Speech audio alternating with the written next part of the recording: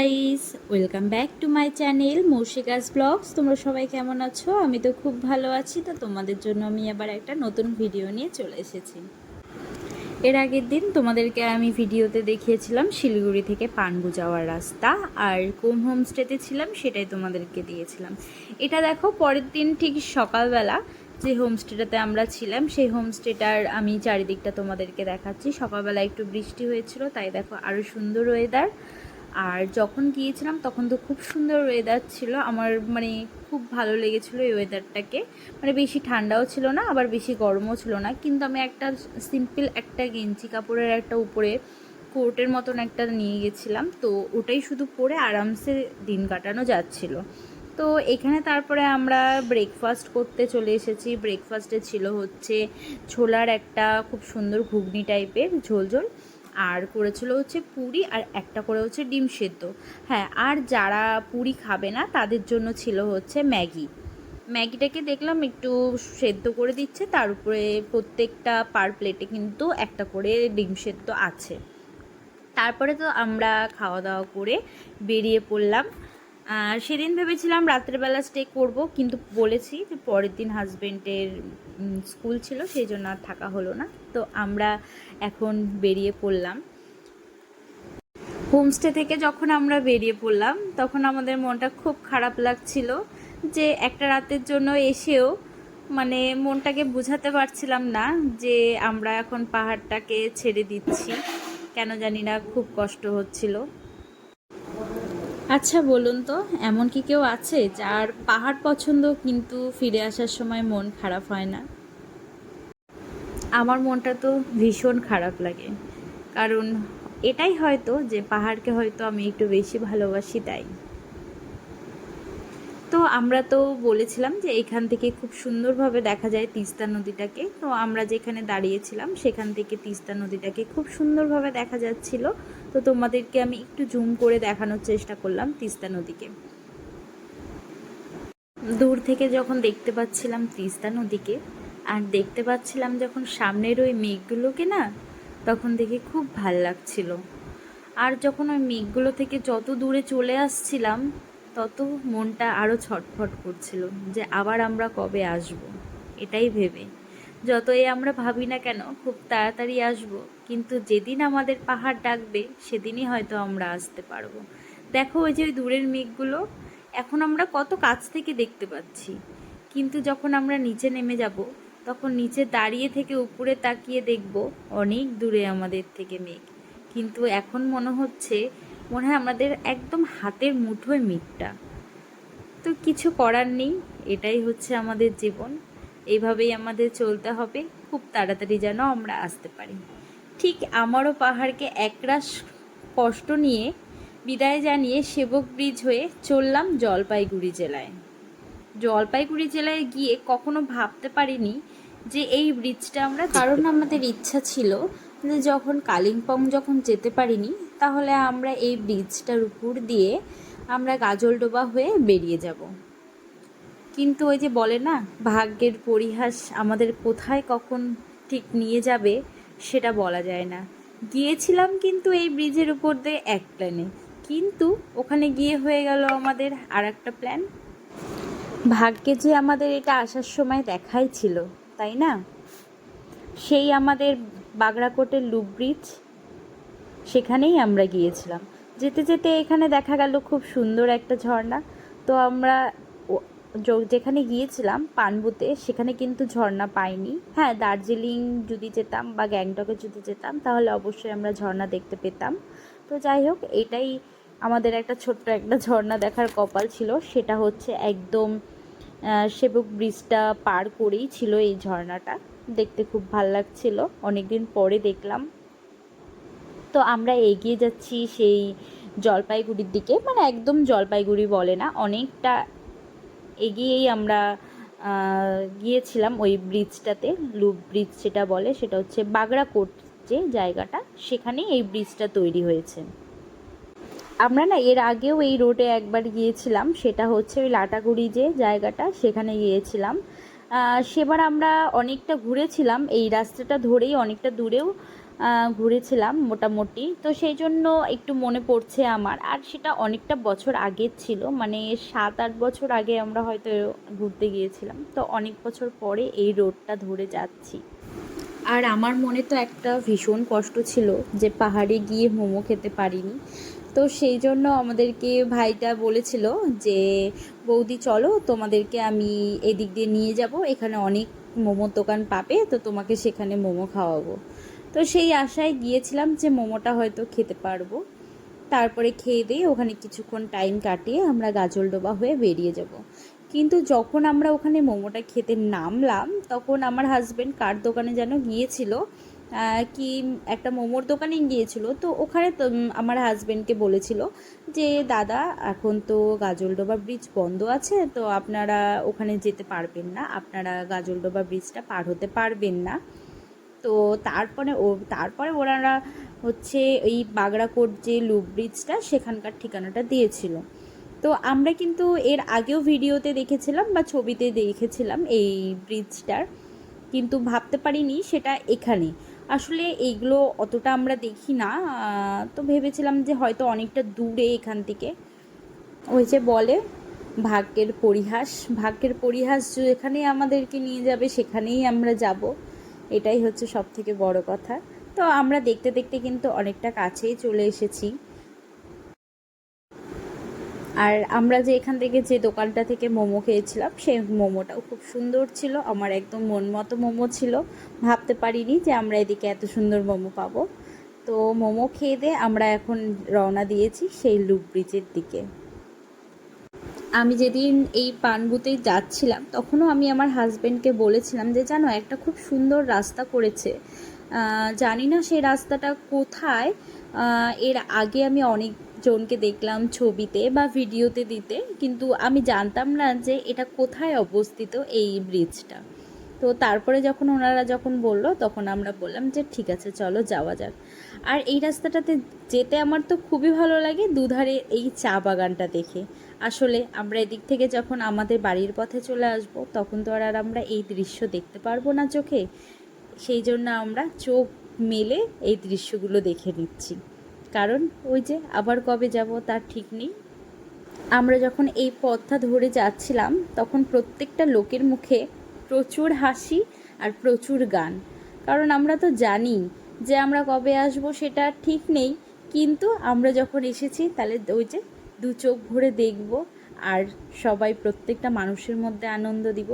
আর এই আনন্দগুলো তোমাদের সাথে আমি ভাগ করে নিতে পারছি না, কারণ ওই যে কপিরাইট ক্লেম মেরে দিবে, তখন আমার মনটা খারাপ হয়ে যাবে। সেই জন্য তোমাদের সাথে এই আনন্দটা আমি ভাগ করে নিতে পারছি না।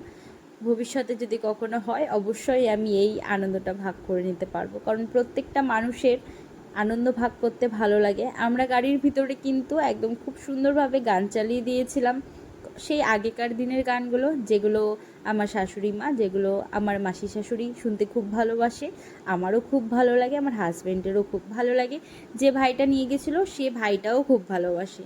তো সেখানে গিয়ে আমরা এই গাড়িতে সেই গানগুলো চালিয়ে দিয়েছি, আর মনে হচ্ছে আমরা অনেক বহু বছর আগে ঘুরতে এসেছি। সেই গানগুলো প্রত্যেকটা মানুষের মুখে চলছিল, শুনতেও ভালো লাগছিল, দেখতেও ভালো লাগছিল।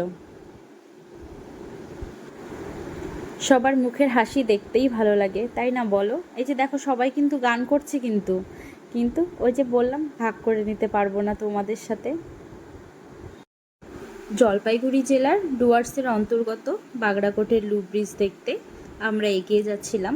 খুব একটা ছোট্ট রাস্তা ধরেই আমরা এগোচ্ছিলাম এই ব্রিজটা দেখতে।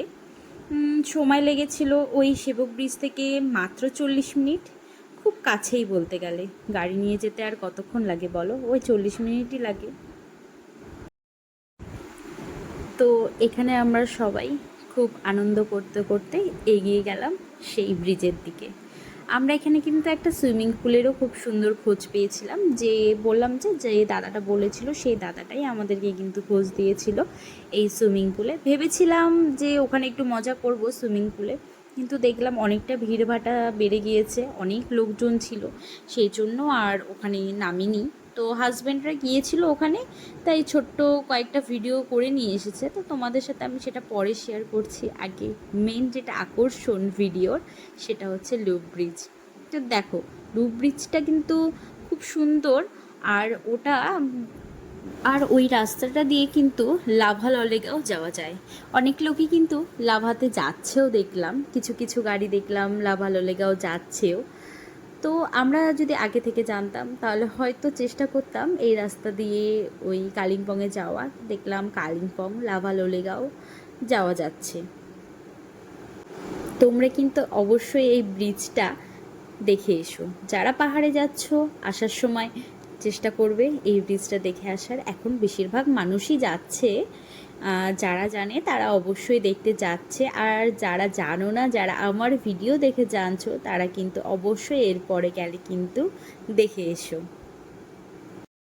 এই ব্রিজটা যাওয়ার সময় কিন্তু এই বাগড়াকোটের হাই সেকেন্ডারি স্কুল পড়ে, অনেক দেখলাম আর্মি ক্যাম্প আছে।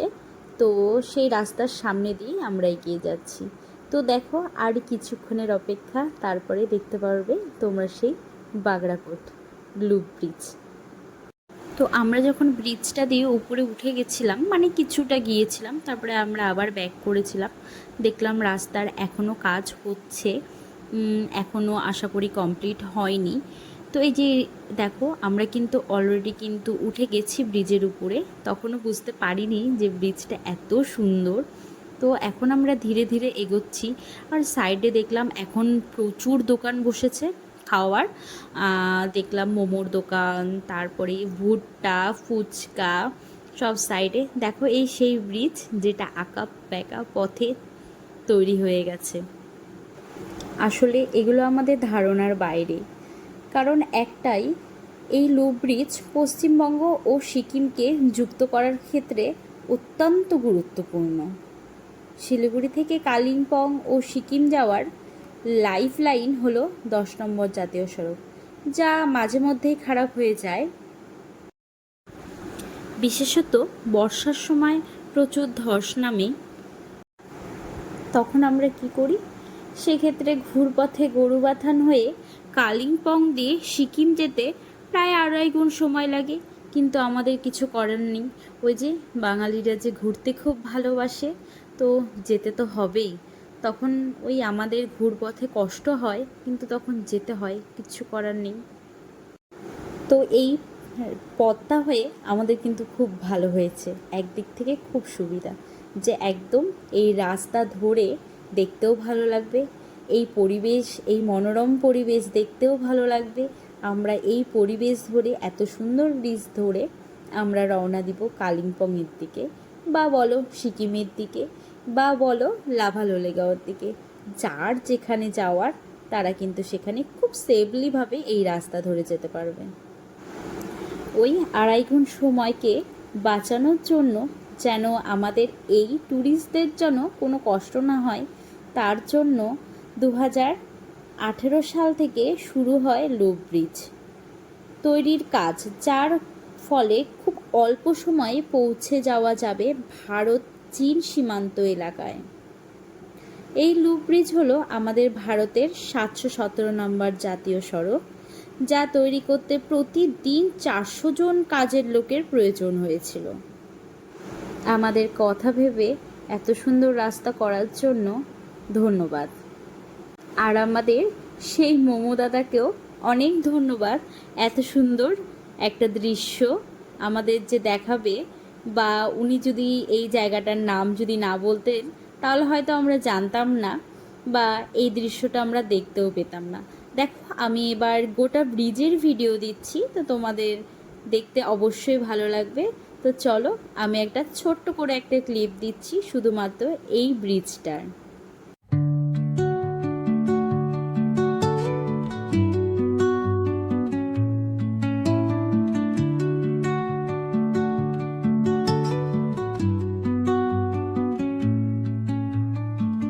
Under the boughs where the shadows play, the wind hums songs at the break of day. Whispering pines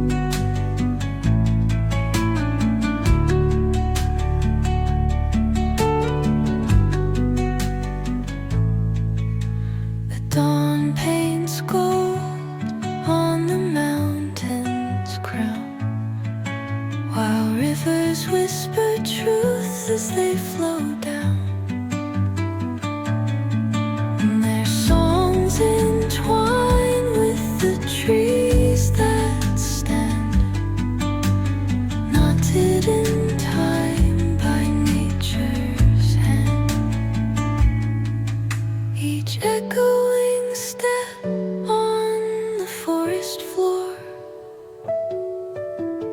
opens a world through an ancient door.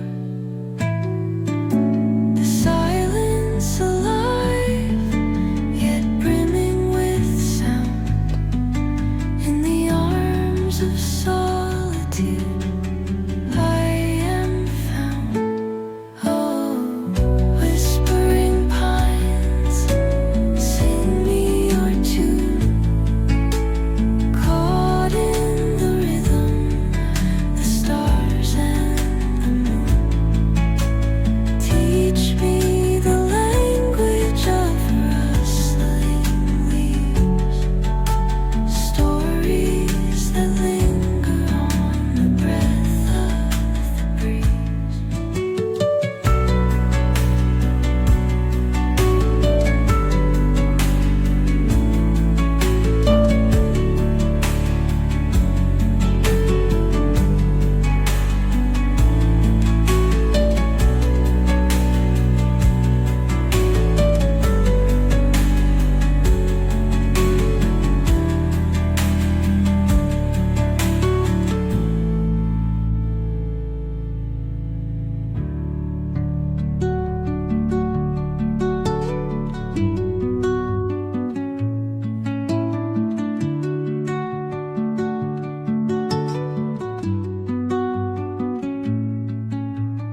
Under the boughs where the shadows play, the wind hums songs at the break of day. Whispering pines, secrets untold, carrying tales only the forest holds.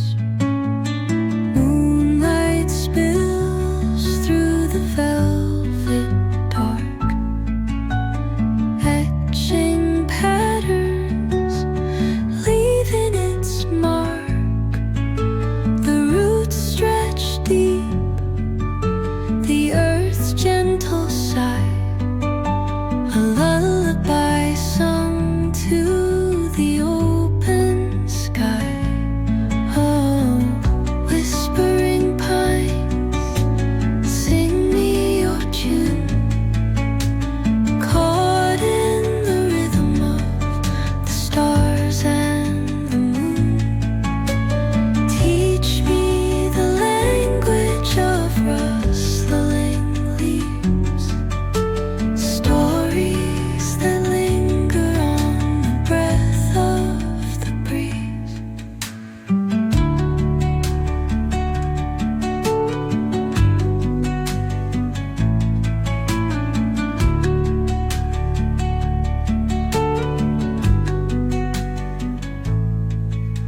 The dawn paints gold on the mountain's crown, while rivers whisper truth as they flow down.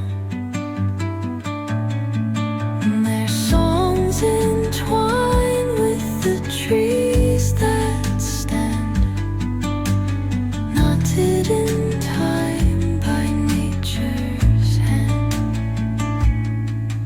Each echoing step on the forest floor opens a world through an ancient door. The silence alive, yet brimming with sound. In the arms of solitude, I am found. Oh, whispering pines, sing me your tune. Caught in the rhythm, the stars and the moon. Teach me the language of rustling leaves, stories that linger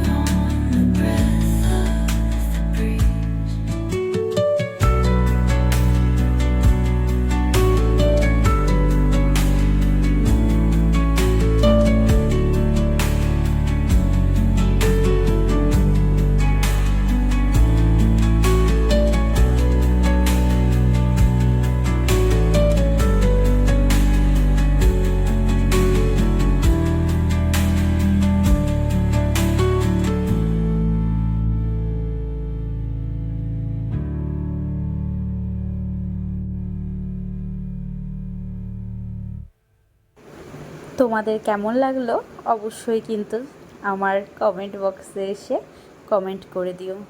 তোমাদের কাছে আমি যত সুন্দর করে ব্রিজটা তুলে ধরলাম, আশা করি তোমাদের ভালো লাগবে।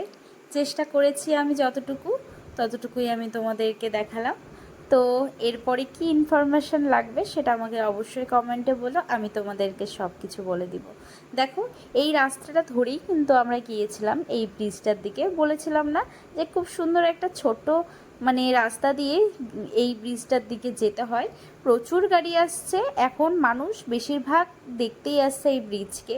দেখলাম মোটামুটি অনেক গাড়ি আছে, কিন্তু দেখলাম বেশিরভাগ লোকাল মানুষই আসে, যারা শিলিগুড়ি থেকে তারাই একটু বেশি আসে। তারপরে তো আমরা ঘুরতে ঘুরতে সেই সুইমিং পুলের জায়গায় চলে এসেছি।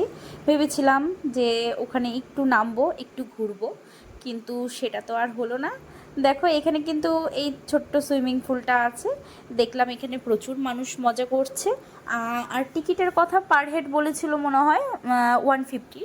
তো কিন্তু কিছু করার নেই, আমাদের এমনিতে অল্প সময় ছিল হাতে, সেই জন্য আর আমরা ওখানে নামিনি। ওখানে দেখো একটা ছোট দেখলাম ক্যান্টিন আছে, ওখানে আমার ভালো লেগেছে। যদি একটুখানি যদি এনজয় করতে পারতাম তাহলে হয়তো ভালো লাগতো। তো এখানে দেখলাম বেশিরভাগই ছেলেরাই, মেয়েদের সংখ্যাটা খুব কম। মেয়েরা আছে কিন্তু ওইভাবে নেই। আর দেখলাম বাচ্চাদের এখানে একটা আলাদা দিকে সুইমিং পুল আছে, ছোট্ট একটা মানে ব্যারিকেড করা। যদি আমি আমার ছেলেকে নিয়ে যেতে পারতাম তাহলে হয়তো ভালো লাগতো। তো তারপরে আমরা ধীরে ধীরে আবার বেরিয়ে যাচ্ছি শিলিগুড়ির উদ্দেশ্যে। তো আমরা আবার এই যে সেবক ব্রিজ, এখন যেটা করোনেশন ব্রিজ নামে পরিচিত, সেই ব্রিজ ধরে আমরা ধীরে ধীরে এগিয়ে যাচ্ছি শিলিগুড়ির উদ্দেশ্যে। তো যখন আমরা যখন এই রাস্তাটা ধরে বেরিয়ে যাচ্ছিলাম, তখন মনটা আরও খারাপ লাগছিল। যাই হোক, আমি সেই দাদাকে অনেক ধন্যবাদ জানাচ্ছি আমি আমার ভিডিওর মাধ্যমে, যে দাদা আমাদেরকে এই ব্রিজটার খবর দিয়েছিল আর বলেছিল গাজলডোবা বন্ধ। হয়তো আমরা যদি সেই রাস্তা ধরে চলে যেতাম, হয়তো আমাদেরকে আবার ঘুরপথ হয়ে এই রাস্তা দিয়ে ফিরে আসতে হতো, তাতে হয়তো আমাদের মনটা খুব খারাপ হতো। তো দেখো, সবাই মনটা খারাপ নিয়ে বাড়ির পথে রওনা দিয়েছি। আমার ছেলে তো এখানেই ভীষণ খুশি, ঘুরতে এসেছে। আর এখানে তো মেয়ে তো কিছু বুঝতেই পারলো না যে আমরা ওকে কোথায় ঘুরতে নিয়ে এসেছিলাম বা কোথায় ঘুরতে নিয়ে গেছি। দেখো, ফোনের দিকে কিন্তু আবার ড্যাব ড্যাব করে তাকিয়ে আছে ও। যাই হোক, ওর মুখ চোখ দেখে কিন্তু ভালোই লাগছে, মনে হচ্ছিল না যে কষ্ট হয়েছে ওর, কিন্তু ভালো লাগছে। ও আমাদের কোনো ডিস্টার্ব করেনি ঘোরার মধ্যে বা কান্নাকাটি কিছু না। তো আমরা ওখানে একটা বাড়িতে ঢুকেছিলাম, ওখানে আমাদের কাকু কাকিমা বলে আছেন ওনারা। তো ওনাদের ওখানে ঢুকেছিলাম আমরা, সেখানে খাওয়া দাওয়া করে তারপরে আমরা বাড়ির উদ্দেশ্যে বেরিয়ে গিয়েছিলাম। তো এখানে আমার শাশুড়ি মাকে 5 দিনের জন্য রেখে গিয়েছিলাম, যেন থাকে। তো এখানে তো চলে এসেছি। অনেক বছর ধরে বলছিল, যাওয়া হয়নি। তো আমাদের ভাগ্যে কাকিমাদের বাড়ি সেদিন খাওয়া দাওয়া ছিল, কাকিমাদের বাড়িতে ভাগ্যে আমাদের চাল লেখা ছিল, সেই জন্য আমরা কাকিমাদের বাড়িতে গিয়েছি। দেখো, এখানে কাকু প্রচুর গাছ লাগিয়েছে, মানে ডাঁটা শাকের গাছ লাগিয়েছিল, আর প্রচুর ডাঁটা আমরা বাড়িতে নিয়েও এসেছিলাম। তোমাদেরকে যে দেখালাম সেই ডাঁটাগুলো কিন্তু আমাদের বাড়ির জন্য ছিল। চারপাশটা খুব সুন্দর, প্রচুর গাছ লাগিয়েছে, চারপাশটা খুব সুন্দর ছিল। আর ওখানে গিয়ে তো আমার ছেলে খুব মজা পেয়ে গেছে, কারণ ওই যে বাইক পেয়েছে, গাড়ি পেয়েছিল, তাই খুব খুশি। এখন তো বাড়িতে এসে বলছে যে মা আমাকে ওরকম একটা বাইক কিনে দিতে হবে। তা এখন তো বড় হয়ে গেছে, সেজন্য আর দেব না, কারণ এটা আর কয়েকদিন পরে আর চালাতে পারবে না। আর আশা করি মেয়েরা এই বাইক জিনিসটা পছন্দও করবে না। তো যাই হোক, দেখো এখানে তো একটুখানি চালিয়ে নিয়ে শখটা পূরণ করে নিল। বড় হোক, তারপরে যখন ও নিজের পায়ে দাঁড়াতে পারবে তখন নিজেই কিনে নিবে।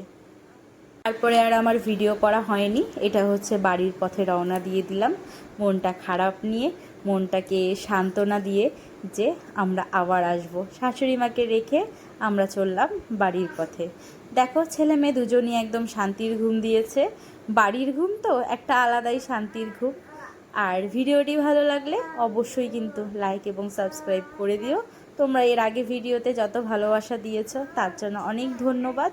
আর এত সুন্দর একটা ট্রিপ করার জন্য আমার হাজবেন্ডকে অনেক ধন্যবাদ।